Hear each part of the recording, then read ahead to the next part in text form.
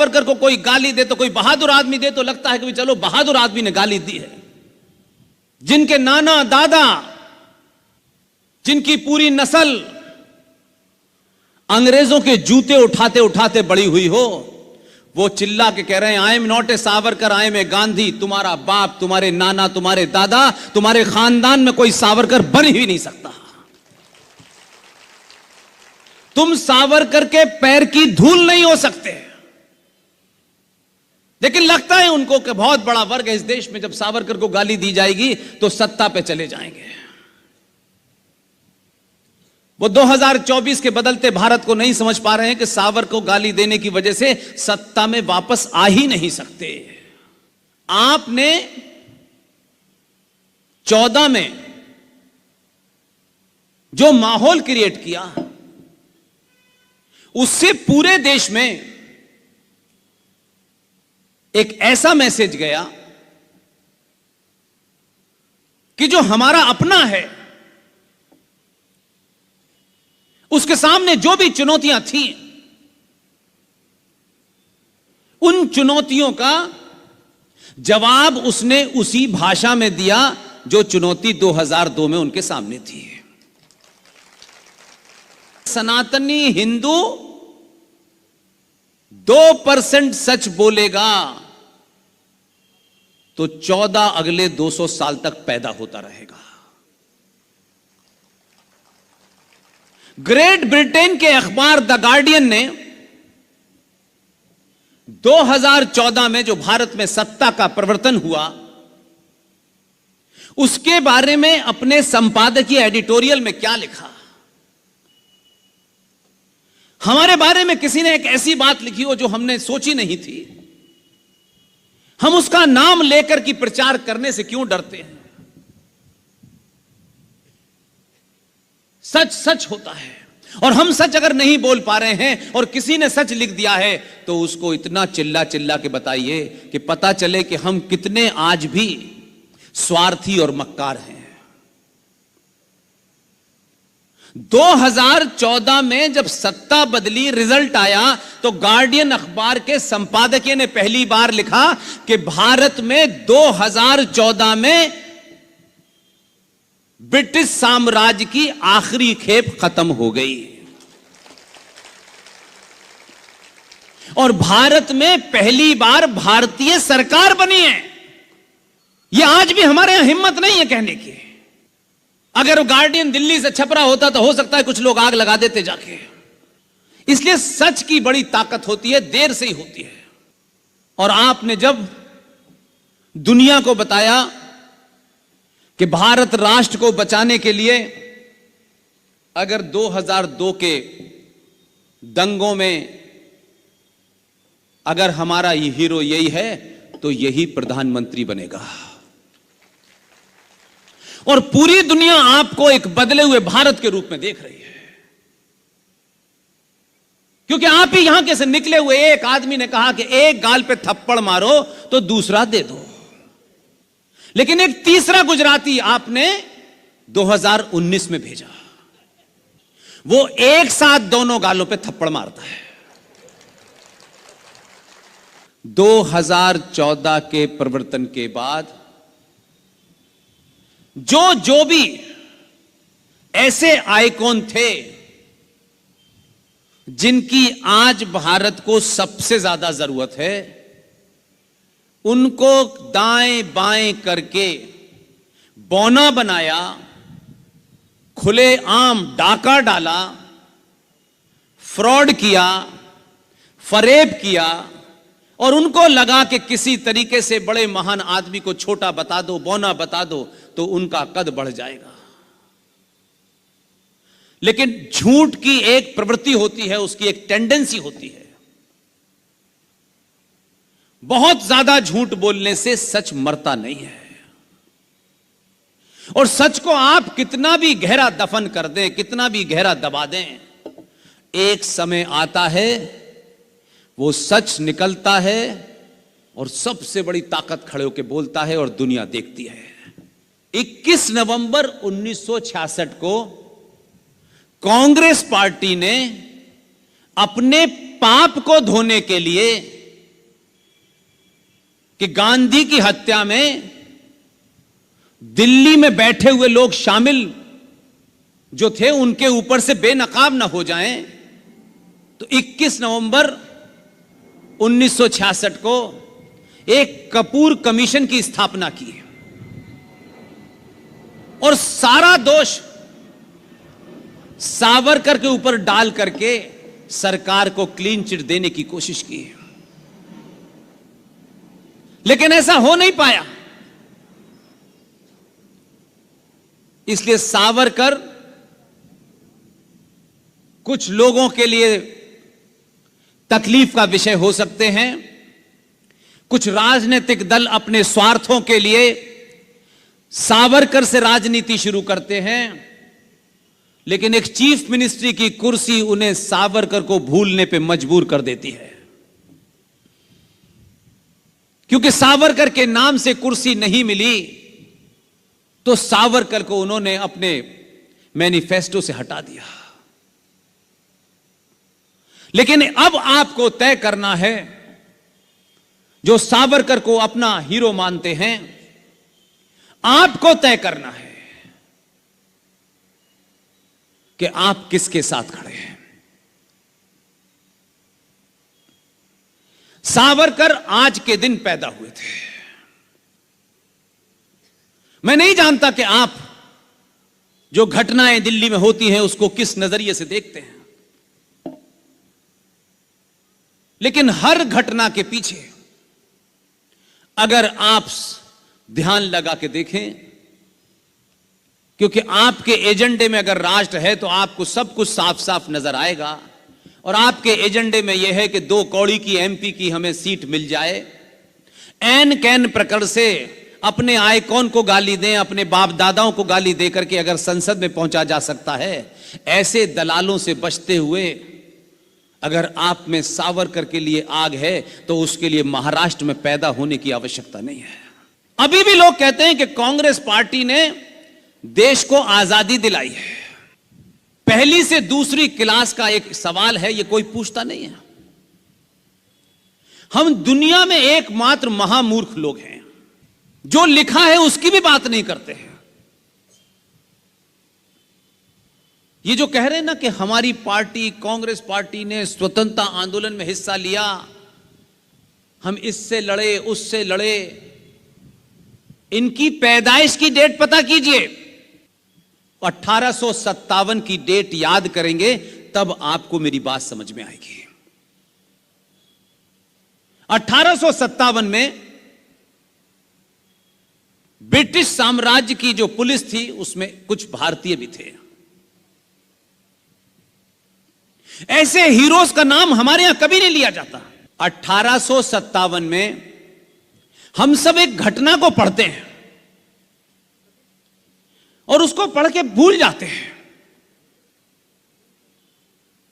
और जो 1857 में हुआ उसको कैसे भुला दिया गया, डेलिब्रेटली भुलाया गया। उत्तर प्रदेश के शहर बलिया का एक सनातनी हिंदू ब्राह्मण जो कर्म से क्षत्रिय था, जब उसको पहली बार यह लगा कि जिस अंग्रेज की दी हुई बंदूक उसके हाथ में है, अब समय आ गया है कि इस बंदूक का सही इस्तेमाल होना चाहिए, तो उसने जनेऊ धारण किए हुए उस ब्राह्मण ने यह नहीं सोचा कि मेरा काम पूजा कराना है, मंदिरों में कथा कराना है, बिल्कुल नहीं, क्योंकि वो इस बात से कन्विंस था कि भारत अनादि काल से जाति प्रधान नहीं रहा है, कर्म प्रधान रहा है।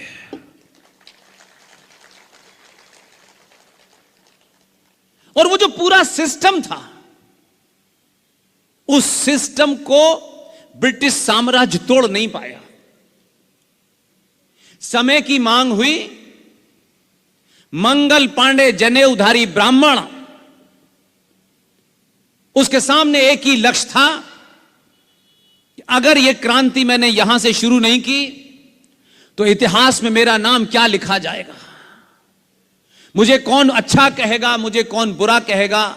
इसकी चिंता नहीं की, और उसने अपनी बंदूक उठाई और अंग्रेज अफसर के सीने में 5 गोलियां दागी। उस घटना ने ब्रिटिश साम्राज्य को पूरी तरह हिला दिया था, क्योंकि वो गिनती में करोड़ों नहीं थे। वो जानते थे कि हमारी गिनती कम है। अगर हिंदुस्तान के 5% लोग एक पत्थर भी मारते तो शाम तक अंग्रेज बोरिया बिस्तर बांध के इंग्लैंड पहुंच जाते हैं। लेकिन वो घटना बस एक रेफरेंस के लिए इस्तेमाल हुई हमारे यहां। लेकिन ब्रिटिशर्स हमारी तरह इमोशनल इडियट नहीं थे। उन्होंने स्टडी की कि अगर एक ब्राह्मण गोली चला सकता है तो ब्राह्मण को यह समाज सबसे उच्च स्थान पर बैठाता है, उसकी बातों का अनुसरण करता है, वो शास्त्र पढ़ाता है। अगर शास्त्र पढ़ाने वाले ब्राह्मण ने बंदूक चला दी है तो यह आग भारत में रुकेगी नहीं। और 1885 में एक ब्रिटिशर्स ने इंडियन नेशनल कांग्रेस की नींव रखी। यह दुनिया में पहला ऐसा देश है कि जिन्होंने आपको गुलाम बनाया, उन्होंने ही एक संगठन बनाया कि इस संगठन के माध्यम से अब तुम हमें इस देश से बाहर निकालो। 5 अध्यक्ष अंग्रेज रहे इस इंडियन नेशनल कांग्रेस का। उसमें एक विदेशी महिला जिनको मैं महान मानता हूं, वो एनी बेसेंट भी अध्यक्ष रही 1917 में। और वो कांग्रेस पार्टी ने जातिगत जनगणना पे तब भी चुप्पी साधी थी। और ये कांग्रेस जिसने भारत को आजाद कराया, बाकी लोग तो फिल्में देख रहे थे, वो आजाद करा रहे थे। और भारत की आजादी का श्रेय ऐसे लिया गया जैसे लगता है सब कुछ इन्होंने ही किया। तो बोनो ने अपने लोगों से इतिहास लिखवाया, उसमें सावरकर को एक विलियन बना के पेश किया गया कि विलेन कैसा होता है। और किनको हीरो बनाया? फूल वाले चचा को। और यह गुजरात में कह रहा हूं और पूरी ताकत के साथ कह रहा हूं, इस महापाप में बापू शामिल थे। मैं बिना तथ्यों के भावनात्मक बात नहीं कर रहा हूं। मैं जानता हूं, मैं गुजरात में बड़ौदा में बोल रहा हूं। आपको अपने गुजराती होने का फख्र है, होना चाहिए। यह बात मैं पूरे तथ्यों पे कह रहा हूं, आप जाके ढूंढ लीजिए। बापू ने जो सबसे गलत काम किया, सो सबसे जघन्य अपराध किया। देखिए आज बापू नहीं है, मैं फिर भी उनको बापू कह रहा हूं, उनकी शान में गुस्ताखी नहीं कर रहा। कुछ लोगों ने मिलकर उनको भारत का राष्ट्रपिता बनाया है, ये वो जाने, वो उनके पिता हो सकते हैं। मेरा पिता अगर भारत का होगा तो स्वतंत्र वीर सावरकर होगा। मैं अपने बहादुर आइकॉन को इसलिए नहीं बदल सकता कि किसी ने क्या किया, मुझे उसमें इंटरेस्ट नहीं है, क्योंकि मैंने किसी संसद में किसी डॉक्यूमेंट में नहीं देखा कि कौन से डॉक्यूमेंट में, किस संसद में, कौन सी बहस के बाद उनको कहा गया कि ये भारत के पिता हैं। कहां बताया गया, किससे पूछा गया कि इनको भारत का पिता बता दिया जाए।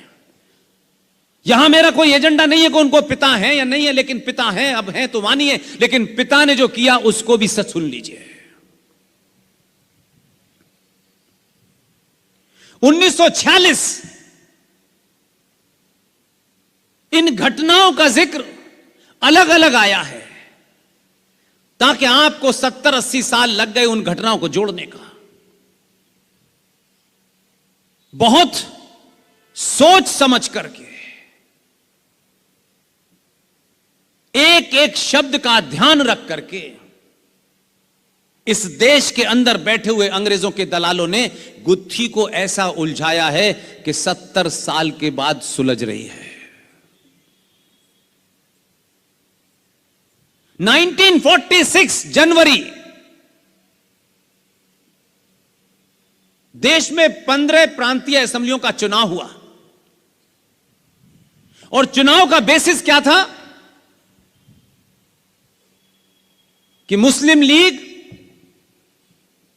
पाकिस्तान चाहती थी। इस बात को आप रिलेट करेंगे ना हिस्ट्री से, तब समझ में आएगी आज के बच्चों के लिए। 23 मार्च 1940 को लाहौर में मुस्लिम लीग का अधिवेशन हुआ।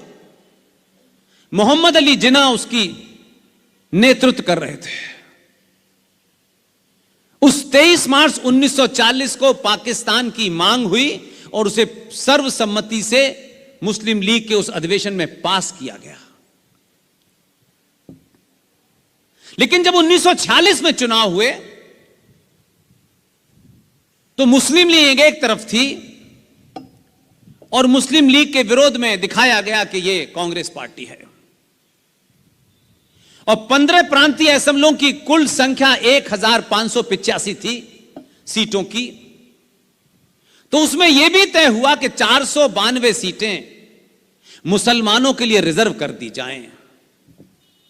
तो 1585 में से 491 सीटें मुसलमानों के लिए रिजर्व थी। चुनाव हुआ। चुनाव में कांग्रेस पार्टी जीती। मुस्लिम लीग के 429 सदस्य जीते और 492 में से 429 निकाल दें, बाकी कांग्रेस पार्टी के मुसलमान जीते।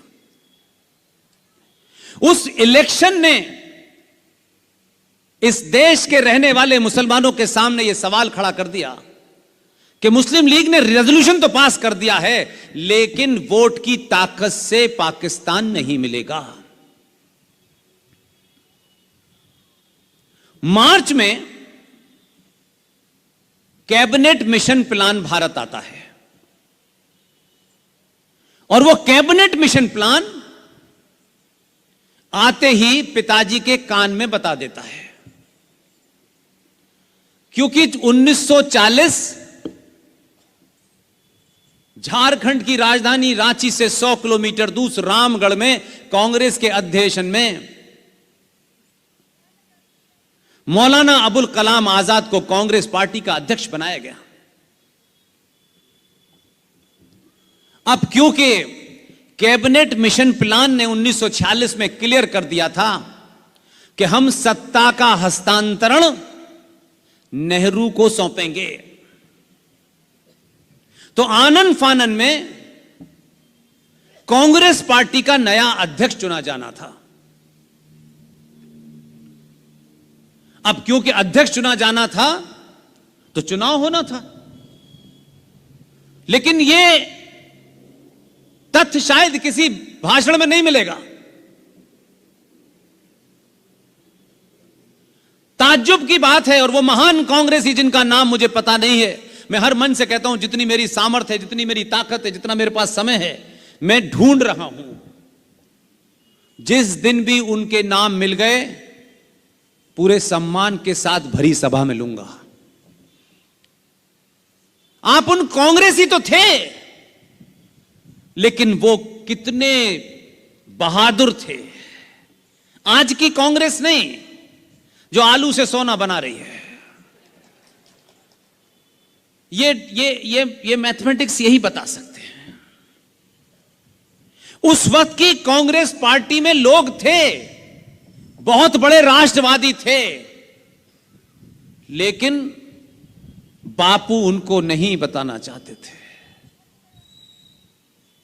कांग्रेस पार्टी के अध्यक्ष चुनने के लिए उम्मीदवार जब कांग्रेस ने भेजे तो आपको ताज्जुब होगा, ऑफिशियली कांग्रेस पार्टी ने नेहरू जी को अध्यक्ष पद का उम्मीदवार तक नहीं बनाया।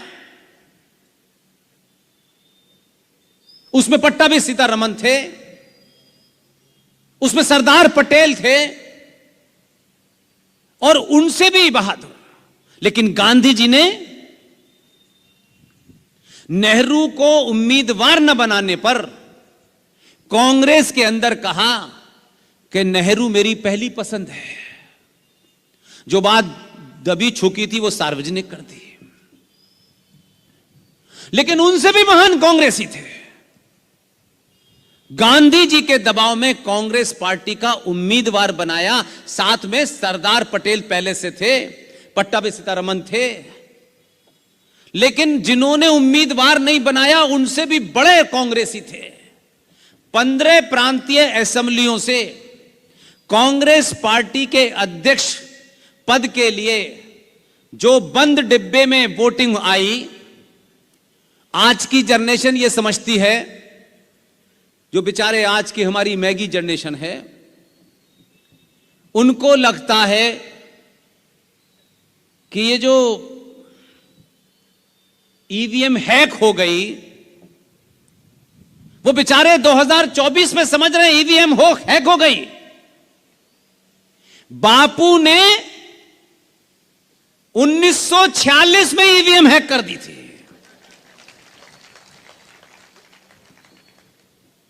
जब उनका नाम नहीं आया तो उन्होंने नाम डलवाया, और 15 प्रांतीय असेंबलियों ने जब वोट भेजे, जिस डिब्बे में भेजे, जिस बक्से में भेजे, तो गांधी जी ने अपने सबसे नजदीकी, सबसे भरोसेमंद,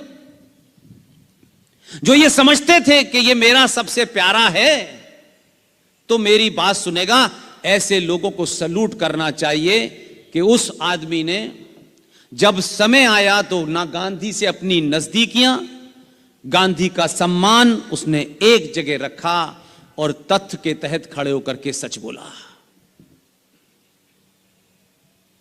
उस आदमी को उन्होंने ऑब्जर्वर बनाया।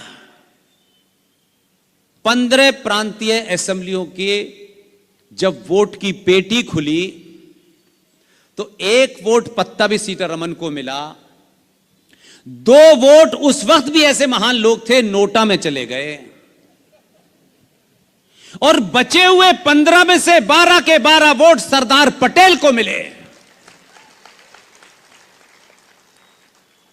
लेकिन गांधी जी ने अपने कद का इस्तेमाल किया, असर्ट किया, क्योंकि मैंने बताया कि कैबिनेट मिशन प्लान ने पहले ही बता दिया था कि इनके अलावा हमें कोई दूसरा नहीं चाहिए। तो जो आदमी अपनी पार्टी के अंदर अध्यक्ष बनने के लिए कैंडिडेट ना बना हो, जो आदमी अपनी पार्टी के अंदर कैंडिडेट झूठ से बना हो, फिर उसे झूठ से जिताया गया हो, वो आदमी ने 2 सितंबर 1946 को अंग्रेज अफसर लॉर्ड वॉविल द्वारा शपथ दिलाई, और भारत में 15 अगस्त 1947 को ब्रिटिश साम्राज्य का आखिरी viceroy, the last viceroy for British India, Lord Louis Mountbatten, 15 अगस्त 1947 को आजाद भारत के, तथाकथित आजाद भारत के पहले गवर्नर जनरल बने।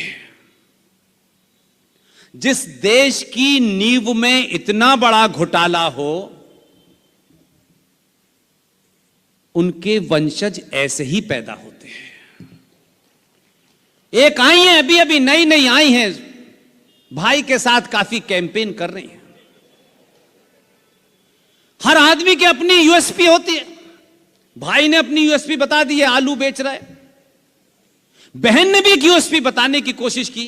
उनको लगा कि भारत के लोग अभी भी 1947 में खड़े हैं। जब वो बोलने उतरी पहली बार राजनीति में,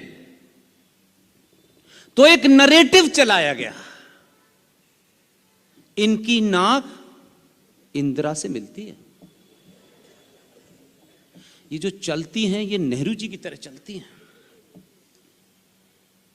मतलब उनके बाल नानी से मिलते हैं, नाक नानी से मिलती है, चाल नेहरू से मिलती है। फिरोज गांधी का भी कोई कंट्रीब्यूशन है कि नहीं? सावरकर की नकल करके सावरकर नहीं बन सकते, 14 वाले की नकल करके 14 जैसा नहीं बन सकते। वो मंदिर में जाता है, बाबा विश्वनाथ की विभूति लगा के खड़ा हो जाता है, तो आलू से सोना बनाने वालों ने कहा अच्छा मैं भी जाऊंगा। अब उनको यह समझ नहीं आ रहा कि पैंट के ऊपर शर्ट पे जनेऊ पहनना है या अंदर पहनना है। मंदिर में जा रहा है शिवजी के और पूजा कर रहा है पार्वती की। पंडित जी कह रहे हैं तुम शिव मंदिर में आए हो, पार्वती मंदिर में नहीं आए हो। तो आप जब राष्ट्र चलाने के लिए, देश चलाने के लिए, देश चलाने वाली क्वालिटी ढूंढते हैं, तब राम मंदिर का निर्माण होता है, तब भारतीय सनातनी सभ्यता और संस्कृति के पुनर्स्थापना का दौर शुरू होता है। और इसकी पुनर्स्थापना हजारों साल पहले भी हुई थी, शंकराचार्यों के माध्यम से हुई थी। लेकिन हम अपनी आंखों से बहुत सारी चीज देख रहे हैं। इसलिए मंदिर मस्जिद का झगड़ा नहीं है। यह 3 और 42,000 का झगड़ा नहीं है। जिनको 3 चाहिए उनसे कहें अपना काम करें। सनातनी हिंदू समाज का कोई ठेकेदार नहीं हो सकता। संस्कृति को दोबारा से पुनर्स्थापना के युद्ध में जिन 42,000 मंदिरों को इस्लामिक आताताइयों ने तोड़ा है और 1991 में आपके अपने लोगों की मूक सहमति से एक कानून बना दिया गया कि अब उन 42,000 मंदिरों के ऊपर एक कानून बन गया है जिसे आप प्लेसेस ऑफ वर्शिप एक्ट 1991 के नाम से जानते हैं, कि अब उन पे कोई बात नहीं होगी। संसद में बैठे हुए कुछ लोग और समाज में ढकोसला पीटने वाले लोग अगर ये समझते हैं कि 80 करोड़ हिंदू उनके गुलाम हैं, तो ये युद्ध 42,000 साल तक चले, लेकिन एक एक मंदिर जो हमारी संस्कृति का वाहक है, जो हमारे साइंस का वाहक है, तब तक यह युद्ध जारी रहेगा। ना इसका ठेका पुष्पेन के पास है, न विष्णु शंकर जैन के पास है। जो भी इस युद्ध में लड़ेगा, राष्ट्र उसके साथ खड़ा होगा। किसी अकेले को फैसला करने का अधिकार नहीं है। और आप तो चुन के भी नहीं आए हैं। आपको किसने यह ठेका दिया है? किसी ने नहीं दिया। यह किसी की बपौती नहीं है कि भारत की संस्कृति के बारे में तय करे। अगर मंदिरों पे कोई फैसला होगा तो शंकराचार्य के अलावा किसी की बात नहीं मानी जाएगी। संसद देश चलाने के लिए बनी है। संसद मेरे राष्ट्र की आस्थाओं, परंपराओं, सरोकारों और मान्यताओं के लिए नहीं बनी। मेरी आस्था, मेरी मान्यताएं, मेरी संस्कृति, मेरी सभ्यता राष्ट्र का एक एक आदमी बनाता है और वही जिम्मेदार है। आनंद रंगनाथन ने बिना सत्ता की व्यवस्था की चिंता किए एक किताब लिखी है। मैं उसका प्रचार इसलिए नहीं करता कि वो मेरे दोस्त हैं। मैं इसलिए प्रचार करता हूं, ये किताब जिस दिन भी भारत का सनातनी हिंदू ढंग से पढ़ लेगा तो आपको समझ में आएगा कि इस भारत में, इस संविधान ने, इस संसद ने पिछले 70 सालों में आपको 11वें दर्जे का नागरिक बना दिया है। लेकिन यह डिबेट क्यों होगी? डिबेट तो इस बात पे होगी कि ये जो सत्ता में बैठा है ये मजबूत है, इसे थोड़ा कमजोर करना है ताकि हमारे पैर नहीं छू रहा है। आजकल ये हमारी चौखट पे नाक रगड़ने नहीं आ रहा है। ये घमंड आपका निजी हो सकता है, राष्ट्र का नहीं है। इस राष्ट्र का एक एक आदमी चाहता है कि वो किसी संगठन के यहां जाए या ना जाए, लेकिन सब चाहते हैं कि इस वक्त जो युद्ध की स्थिति है अंतर्राष्ट्रीय और भारत के अंदर, उसमें हमें यही वापस चाहिए, किसी भी कीमत पे चाहिए। इनमें कुछ नियमों का उल्लंघन भी होता हो तब भी यह उल्लंघन राष्ट्र के लिए महत्वपूर्ण है। इस वक्त पॉलिटिकली करेक्ट नहीं दिखना है, हम ये करेंगे ये नहीं करेंगे। आप ये तर्क 70 सालों से कर रहे थे, तब आप चुप रहे। आप ये भी नहीं बोले कि हमारी गर्दन क्यों काटी जा रही है। आज आप गर्दन काटने वाले छोटे भाई का पजामा, बड़े भाई का कुर्ता दिखाई नहीं देते हैं। शाम होने से पहले घर चले जाते हैं कि ये जो गुजराती है 14 वाला, ये थोड़ा सा ठीक ठाक था, 19 वाला ज्यादा खतरनाक है। और इसलिए मैंने आपको शुरू में कहा कि गार्डियन में जो कुछ छपा था वो इसलिए सही था कि भारत में पहली बार समाज तय कर रहा है कि कुर्सी पे कौन बैठेगा, पार्टी नहीं तय कर पा रही।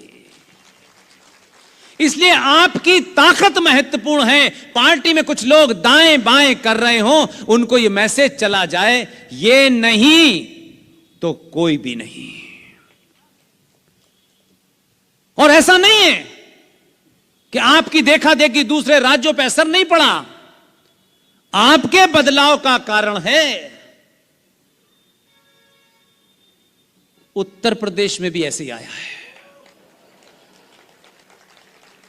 इसलिए कहते हैं कि लॉ ऑफ एसोसिएशन, ये बदलाव तब तक जारी रखिएगा। आप महान हैं, आपके संस्कार महान हैं, आप बहुत सच्चे आदमी हैं, बहुत आदर्शवादी आदमी हैं। ये सारे अलंकार परिवार तक सीमित रखिए।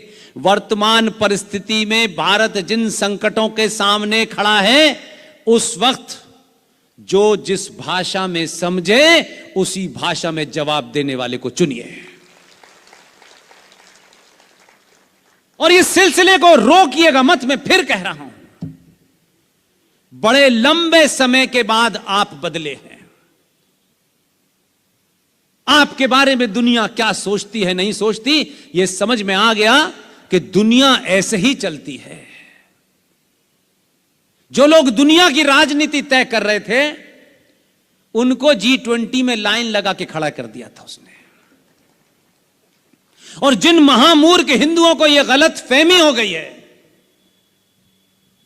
जिनकी सुबह से लेकर शाम तक एक ही समस्या है, पेट्रोल महंगा हो गया है।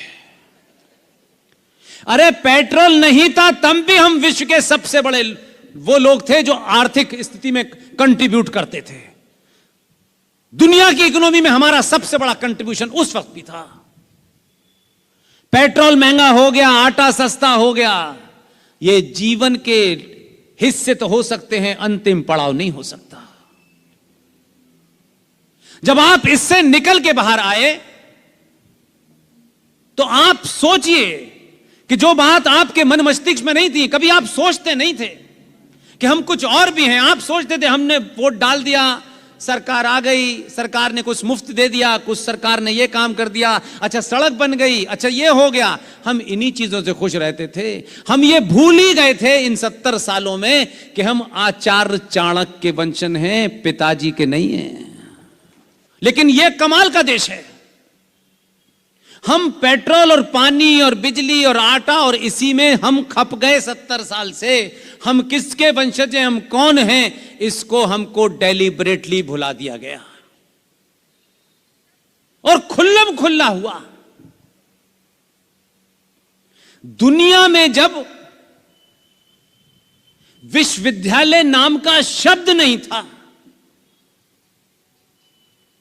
जब ये ऑक्सफोर्ड, ये कैम्ब्रिज, ये चवन्नी छाप यूनिवर्सिटीज बनती हैं और हमारे बच्चे समझते हैं कि दुनिया में यही सबसे महान थे।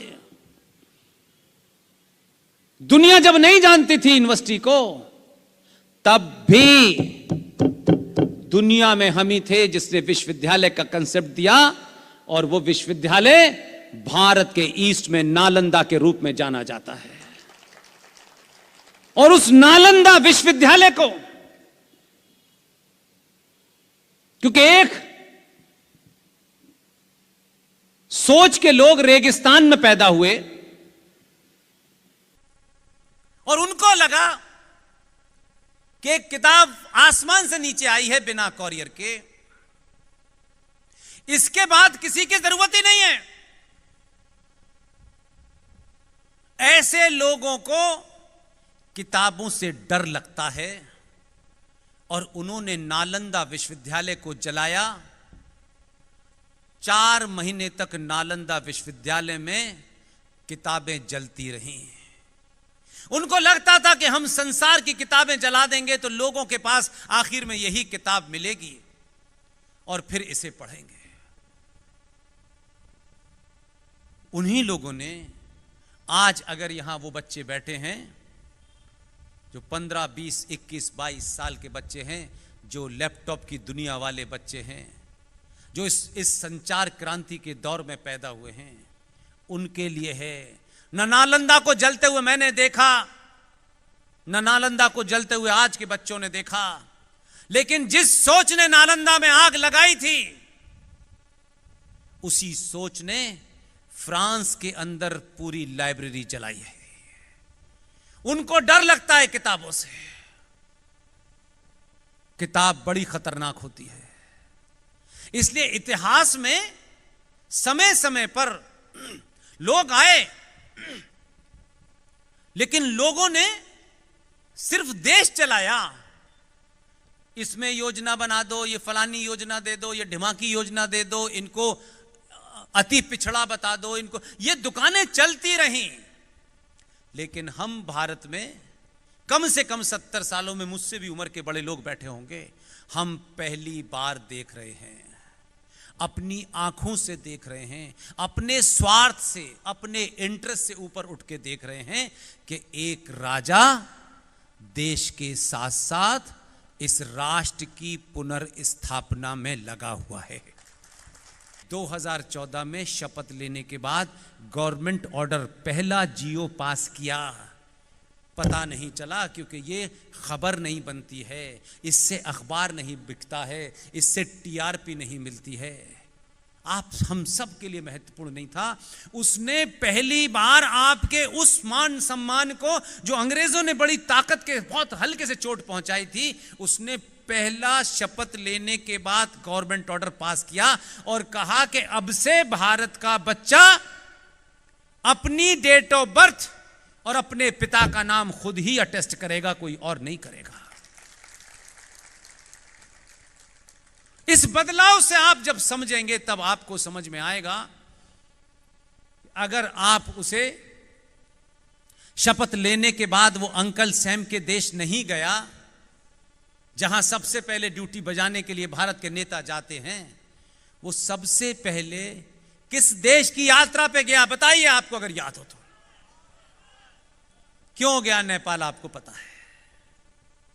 इसलिए नहीं गया कि नेपाल हिंदू कंट्री है। नेपाल की यात्रा इन कारणों से बनाई कि नेपाल तो एक राष्ट्र अध्यक्ष के तौर पे जा सकता था, लेकिन एजेंडा कुछ और था। अगर वो नेपाल की यात्रा नहीं बनाता तो उसके मतलब, क्योंकि नया नया था, दिल्ली में बड़े बड़े लोग बैठे हुए थे, एक से एक मक्कार बैठा हुआ था। नेपाल की यात्रा की, उसने डेट तय की, और नेपाल में जब घुसोगे तो पशुपतिनाथ का मंदिर है।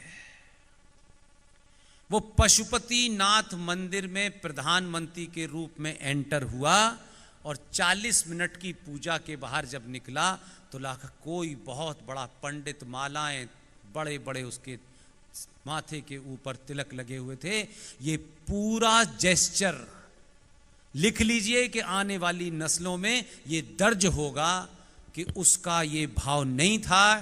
गुजरात में 15 साल की ट्रेनिंग में आपने ठीक ठाक ट्रेनिंग दी उसको ये पता था कि मैं पशुपतिनाथ मंदिर जा करके रुद्राक्ष पहने हुए, लंबे चौड़े तिलक लगा करके उसको भाईजान को मैसेज नहीं देना था।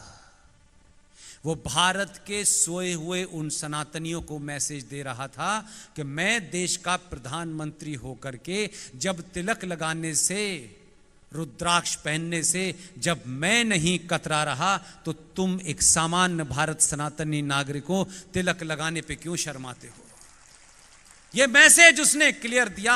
और कुछ लोगों ने देखा, कुछ लोगों ने पशुपतिनाथ देखा, लेकिन जब वो वापस लौटा तो उसे लगा कि कुछ लोग अभी सो के उठे नहीं हैं, तो शाम को केदार की गुफाओं में फिर बैठ गया जाके। लगातार जारी है। अगर भारतीय सनातनी सभ्यता के पुनरुत्थान में भारत का प्रधानमंत्री अगर रामलला के मंदिर में दंडवत होकर के 5 मिनट तक लेट सकता है तो फिर आपको कौन सा प्रधानमंत्री चाहिए, ये बताइए।